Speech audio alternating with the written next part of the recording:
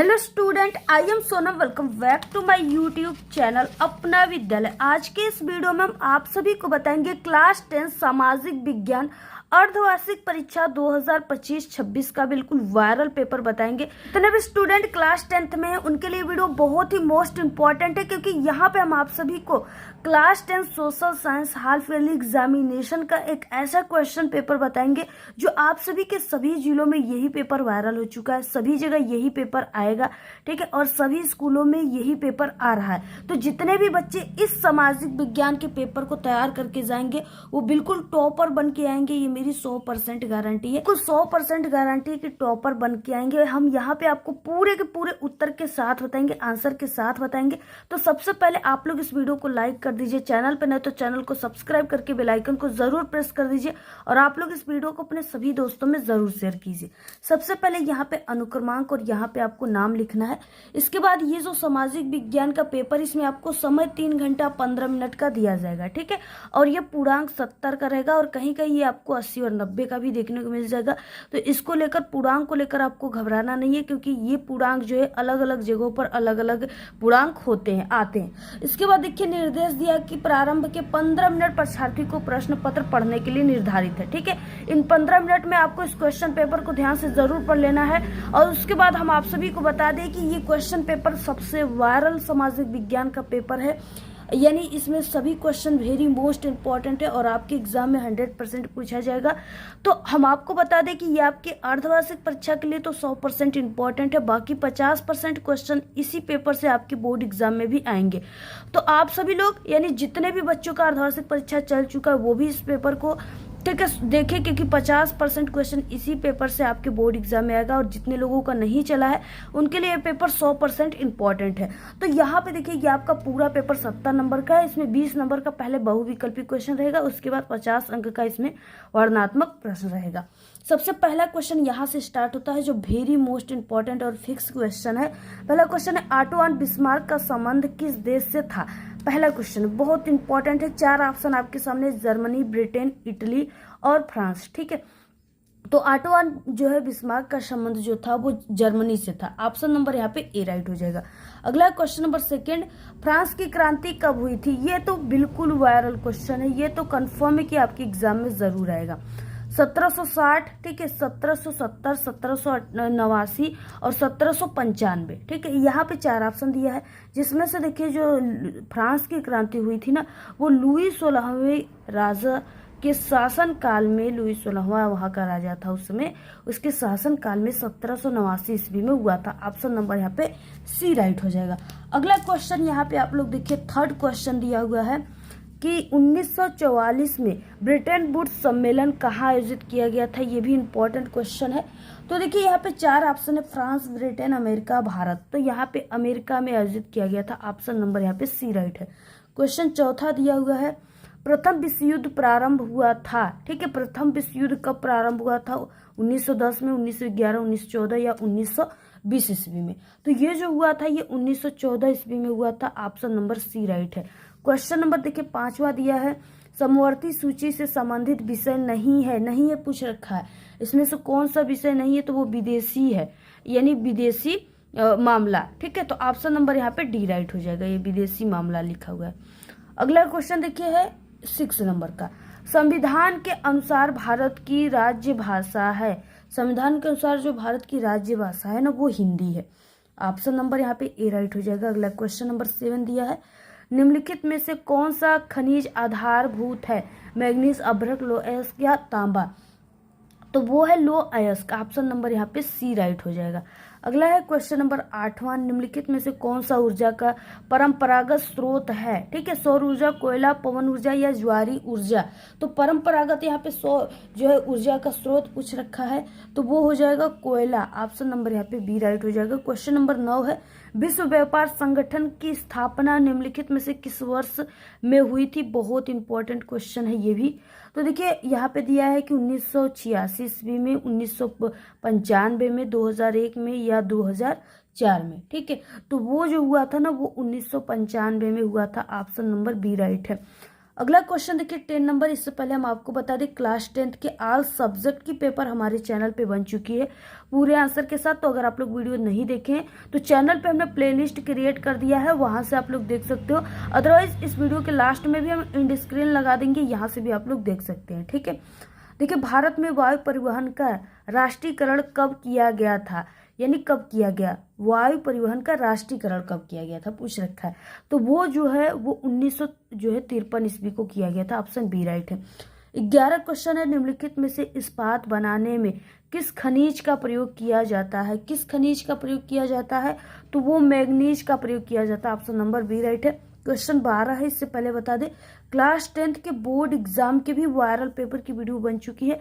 अगर आप लोग को इस बार 95% लाना है तो पूरे ऑल सब्जेक्ट के वायरल पेपर को बस तैयार करके चले जाना, बिल्कुल टॉपर बन के आओगे, ये मेरी 100% गारंटी है। ठीक है, तो अगर आप लोग नहीं देखे हो आज सब्जेक्ट का बोर्ड एग्जाम के पेपर तो जल्दी से आप लोग जाइए चैनल पे विजिट करके देख लीजिए फास्ट। निम्नलिखित में से भारत प्रमुख रूप से किसका आयात करता है, किसका आयात भारत जो करता है, तो वो है कच्चा पेट्रोलियम। ऑप्शन नंबर यहाँ पे डी राइट हो जाएगा। अगला है क्वेश्चन नंबर 13, इनमें से किस देश में महिलाओं की भागीदारी बहुत अधिक नहीं है, किस देश में जो है महिलाओं की भागीदारी बहुत अधिक नहीं है। ठीक है, तो वो है भारत। ऑप्शन नंबर यहाँ पे डी राइट हो जाएगा। क्वेश्चन नंबर 14, राष्ट्रीय राजमार्ग नंबर 1 किन 2 शहरों के बीच चलता है, तो वो जो है यानी दिल्ली नागपुर, दिल्ली कानपुर, दिल्ली जयपुर और दिल्ली अमृतसर। तो ये दिल्ली अमृतसर के बीच चलता है। ऑप्शन नंबर डी राइट हो जाएगा। क्वेश्चन नंबर 15 दिया है, लोहा और इस्पात एक है, यानी लोहा और इस्पात एक क्या है, तो देखिए लोहा और इस्पात जो है एक मूल उद्योग है। ऑप्शन नंबर यहाँ पे सी राइट हो जाएगा।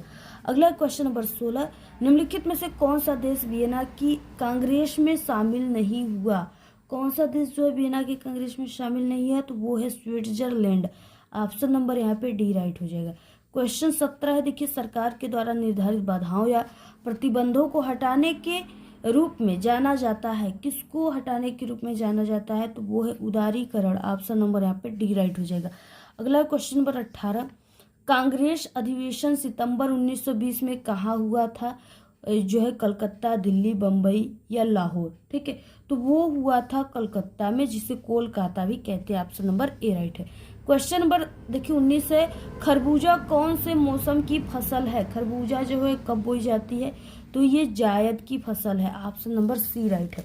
क्वेश्चन नंबर देखिए 20 है, वस्तुओं और सेवाओं के बदले में लोगों के द्वारा सामान्य रूप से स्वीकार किया जाता है, क्या स्वीकार किया जाता है, तो वो मुद्रा। ठीक है, ऑप्शन नंबर यहाँ पे डी राइट हो जाएगा। तो इस तरीके से 20 ऑब्जेक्टिव क्वेश्चन थे। अगर आप लोग 20 को तैयार कर लिए तो आपका 20 नंबर बिल्कुल पक्का एग्जाम में। उसके बाद यहाँ से आता है खंड ब, जिसमें वर्णनात्मक फर्स्ट दिया है और ये आपके एग्जाम में टोटल 4 नंबर के क्वेश्चन आते हैं और यहाँ पे आपको टोटल 8 क्वेश्चन देखने को मिलेगा, लेकिन सिर्फ आपको 4 क्वेश्चन ही करना है क्योंकि 4 क्वेश्चन आपके अथवा में है। ठीक है, आप लोग उसको कीजिए या अथवा वाला जो क्वेश्चन है उसको आप लोग कीजिए।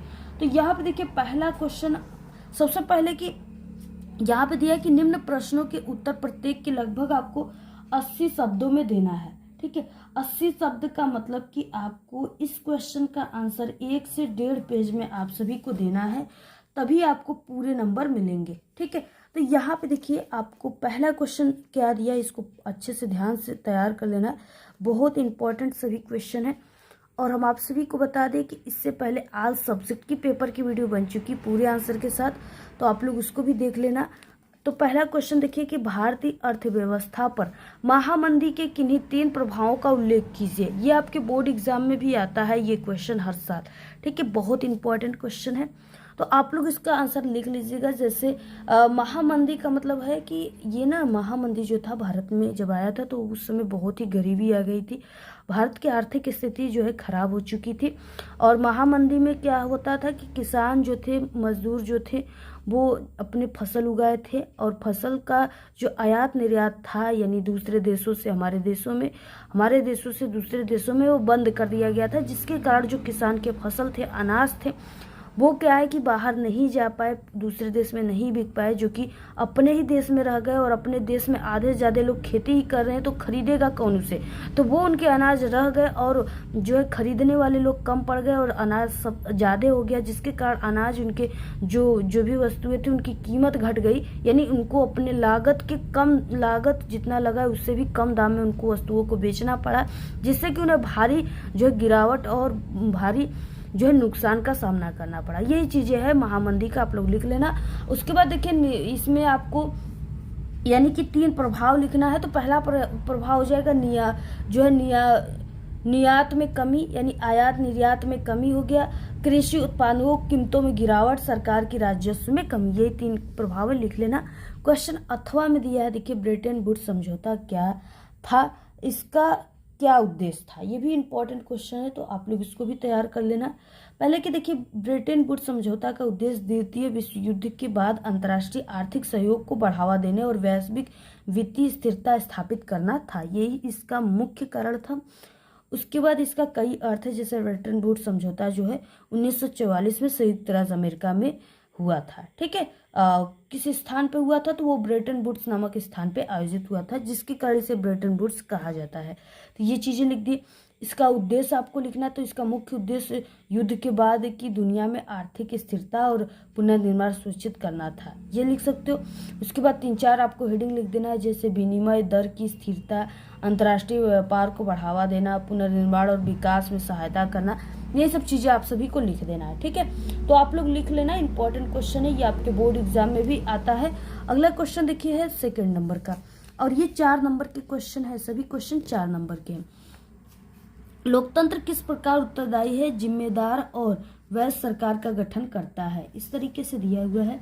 देखिए ये भी इम्पोर्टेंट क्वेश्चन है। सबसे पहले कि लोकतंत्र एक उत्तरदायी, जिम्मेदार और वैध सरकार का गठन करता है, क्योंकि ये नागरिकों को सरकार चुनने और उससे जवाबदेह ठहराने का अधिकार देता है। ठीक है, पहला तो ये हो गया।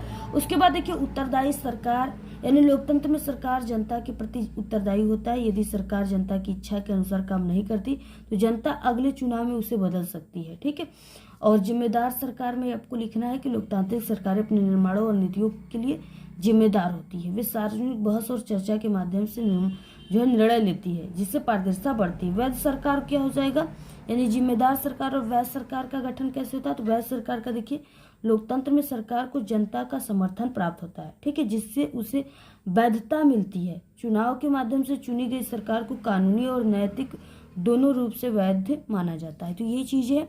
अगला है अथवा क्वेश्चन, लोकतंत्र किन स्थितियों में सामाजिक विभिन्नता को जो है संभालता है, ये भी इंपॉर्टेंट क्वेश्चन है। तो पहला क्वेश्चन जो है उसी को आप लोग लिख लेना, ये अथवा वाला क्वेश्चन है।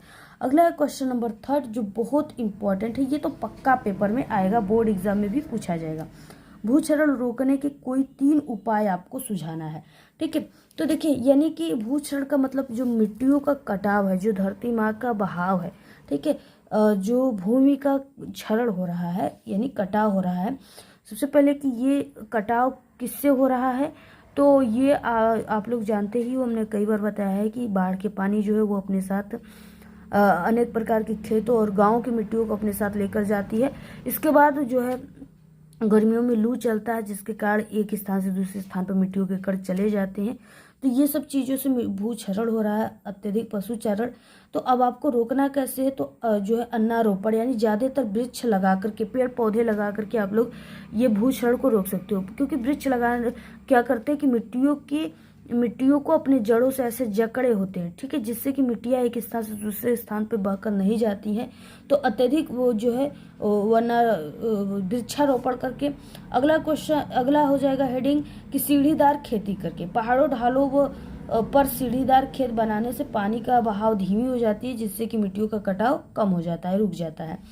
और उसके बाद पट्टीदार खेती करके, बड़े खेतों में घास की पट्टियों को बांधकर खेती करने से हवा और पानी के बहाव को रोका जा सकता है। और खेतों में, जैसे खेत होता है ना, खेतों में आप लोग देखे होंगे मेड़ बनते हैं, जिसपे अरहर वगैरह, दाल वगैरह लगा दिया जाता है। तो वो मेढ़े क्यों बनाए जाते हैं, जिससे कि हमारे खेत की मिट्टी या दूसरे खेत में न चली जाए, इसलिए वो मेढ़ों को बनाई जाती है। लेकिन गांव देहात में लोग क्या करते हैं, उस पर चलने के लिए बनाते हैं, जगह छोड़ते हैं। ठीक है, और कुछ लोग होते हैं जो यानी जलन के कारण उसके मेड़ भी खन देते हैं, कहते हैं हम खन कर यहाँ पे भी बो देंगे कुछ। ठीक है। तो ऐसा नहीं करना चाहिए, आपको मेड़ जरूर छोड़ना चाहिए जिससे कि आपकी मिट्टी दूसरे खेतों में नहीं जाएंगी। तो इस तरीके से हम लोग भूक्षरण को रोक देंगे। अथवा क्वेश्चन देखिए, संसाधन नियोजन की आवश्यकता क्यों पड़ती है, इस यानी इसके हेतु कोई 2 उपाय आप सभी को सुझाना है। तो यहाँ पे देखिए ये अथवा क्वेश्चन है, संसाधन नियोजन, ये भी इंपॉर्टेंट क्वेश्चन है, तैयार कर लेना। अगला क्वेश्चन चौथा है, राष्ट्रीय आय वृद्धि हेतु कोई 3 उपाय आपको सुझाना है। तो देखिए राष्ट्रीय आय की वृद्धि के लिए पहला उपाय हो जाएगा निवेश को बढ़ावा देना, यानी बुनियादी ढांचे, उद्योग और शिक्षा जैसे क्षेत्रों में निवेश बढ़ाने से उत्पादन क्षमता बढ़ती है और रोजगार के अवसर भी पैदा होते हैं। जैसे क्या है, अगर आप सभी लोग कोई गांव में गए या कोई शहर में गए और वहां पे आप लोग एक अपनी कुछ पैसा आपके पास है, तो उससे आप लोग एक फैक्ट्री जो है खोल दिए, ठीक है, कोई भी फैक्ट्री खोल दिए। अब उसमें आप लोग सामान मंगा रहे हो और उसमें कोई भी वस्तुएं बना रहे हो। अब वहाँ पे आप लोग बना दिए, वहाँ पे मजदूर वगैरह को लेकर आओगे ही काम के लिए, तो मजदूरों को वहाँ पे काम मिल जाएगा, हेल्पर को, ठीक है। अब और आपका भी वहाँ पे जो फैक्ट्री है, जो चीज़ें बन रही है, उसको आप लोग पूरे शहर में सप्लाई करोगे और बाकी आप लोग उसको बेचकर अच्छे खासे पैसे कमा लोगे। तो यही चीज़ें हैं, यानी कि उद्योग धंधों को बढ़ा करके, इसके बाद मानव संसाधन विकास का निर्माण करके, उसके बाद तकनीकी जो है नवाचार की जो है निर्माण करके, ये सब चीज़ें लिख सकते हो। अगला देखिए क्वेश्चन हो जाएगा, अथवा शिशु मृत्यु दर रोकने के कोई 3 उपाय आपको सुझाना है। तो ये भी आप लोग लिख ही सकते हो, बहुत ही इजी है। आप लोग तो बिल्कुल शेर हो, महान हो, सभी क्वेश्चन का आंसर आप लोग खुद लिख सकते हैं, ठीक है। अगला क्वेश्चन देखिए, वर्णनात्मक सेकंड है, जो कि 6 नंबर का है, टोटल 6 नंबर का, और बहुत ही वायरल क्वेश्चन है। और निम्न प्रश्नों का उत्तर लगभग 150 शब्दों में, यानी आपको 2 से 2.5 पेज में आपको आंसर लिखना है, तभी आपको पूरे नंबर मिलेंगे। तो पहला क्वेश्चन 5वां है, भारत में राष्ट्रवाद के उदय के प्रमुख कारण क्या थे। ये इंपॉर्टेंट क्वेश्चन है, इसको तैयार कर लेना। इसको हमने कई बार बताया, तो इंपॉर्टेंट सामाजिक विज्ञान के क्वेश्चन वाले वीडियो में आप लोग क्लिक करके देख लेना, हमारे चैनल पे है, ठीक है, प्लेलिस्ट बनाए इंपॉर्टेंट क्वेश्चन की।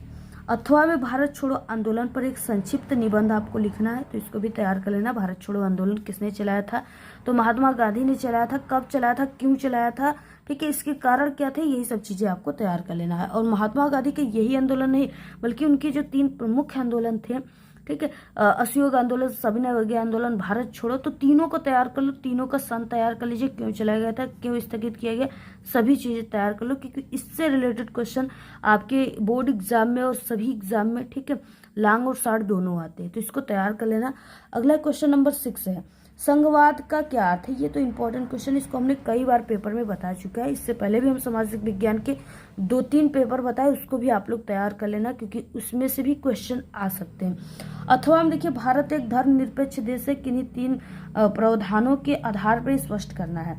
7वां क्वेश्चन, भारत में भूमि उपयोग के प्रमुख प्रारूपों की विवेचना करना है, ठीक है। तो यहाँ पे भूमि का किस तरीके से उपयोग होता है, आप लोग जानते ही हो कि वहाँ भूमि है जो, उसमें खेती किसानी होती है, लोग फसल उगाते हैं, जिससे कि हम लोग की जो है आजीविका चल रही है, हम लोग डेली खा रहे हैं, ठीक है। ये सब चीज़ें, बहुत सारी चीज़ें जो भूमि से ही होती है। अगर कोई वस्त्र पहन रहा है तो वो भूमि से ही निर्माण हुआ है, क्योंकि जूट, कपास, ये सब क्या है, भूमि में ही उगे हुए, जिसके बाद उनको लाया जाता है, फैक्ट्रियों में डाला जाता है, उसके बाद वस्त्र का निर्माण होता है, ठीक है। तो ये सब चीज़ें भूमि से ही होती है, तो भूमि का हमारे लिए बहुत ही महत्वपूर्ण योगदान है। आप लोग लिख सकते हो, बहुत ईजी सभी चीज़ें, सिर्फ आपको बनाकर लिखना है। आप लोग जितना इसमें बना कर लिखोगे, आपको उतना ही अच्छा नंबर आपको मिलेंगे। अथवा हम देखिए, चावल के उत्पादन हेतु उपयुक्त भौगोलिक दशाओं की विवेचना कीजिए एवं भारत में प्रमुख उत्पादक क्षेत्रों पर आपको प्रकाश डालना है।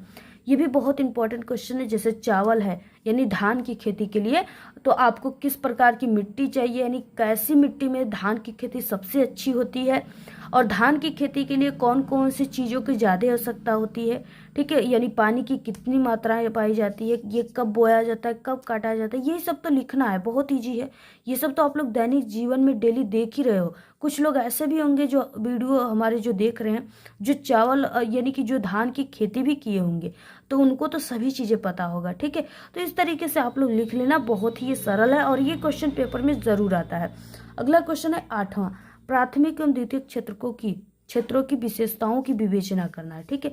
ये प्राथमिक और द्वितीयक ना, ये आपके ऑब्जेक्टिव, सब्जेक्टिव सभी में आता है, ये इंपॉर्टेंट क्वेश्चन तैयार कर लेना। जैसे प्राथमिक हो गया तो इसमें किसान लोग आते हैं, मजदूर लोग आते हैं, ठीक है, कृषि आता है, ये सब चीजें लिखना है। अथवा में देखिए संगठित क्षेत्र के श्रमिकों की जो है समस्याओं की विवेचना करना है, तो आप लोग लिख लेना। मानचित्र संबंधित प्रश्न दिया है जो आपके पेपर में टोटल 10 नंबर का क्वेश्चन आता है। 9 नंबर का ए दिया है जो इम्पोर्टेंट क्वेश्चन है। तो देखिए सभी क्वेश्चन इंपॉर्टेंट है। दिया है कि निम्नलिखित स्थानों को भारत के मानचित्र में चिन्ह से दर्शाना। आपको जो चिन्ह है सही नाम तथा सही अंकन के लिए आधा प्लस आधा नंबर आपको निर्धारित किया गया है। वह स्थान जहां जलियांवाला बाग हत्याकांड हुआ था, बहुत इंपॉर्टेंट क्वेश्चन है। तो ये जो हुआ था ये अमृतसर पंजाब में हुआ था, अमृतसर में, ठीक है। तो नोट कर लो आप लोग। वो स्थान जहां दिसंबर 1920 में कांग्रेस का अधिवेशन हुआ था, तो कांग्रेस का अधिवेशन जो हुआ था वो नागपुर में हुआ था, ठीक है, नागपुर तैयार कर लो।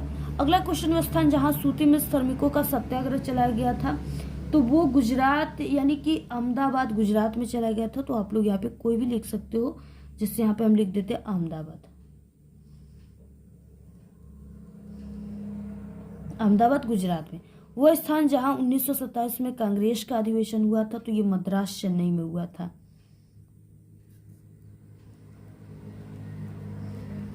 अगला क्वेश्चन है, वो स्थान जहां से सविनय अवज्ञा आंदोलन प्रारंभ हुआ था, तो ये जो हुआ था ये गुजरात के डांडी से प्रारंभ हुआ था, ठीक है, यानी गुजरात,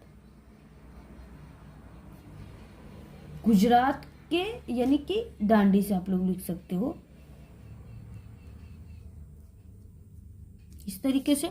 अब ये 5 क्वेश्चन थे जो कि आपका 5 नंबर का, इसका स्क्रीनशॉट ले लीजिए आप लोग।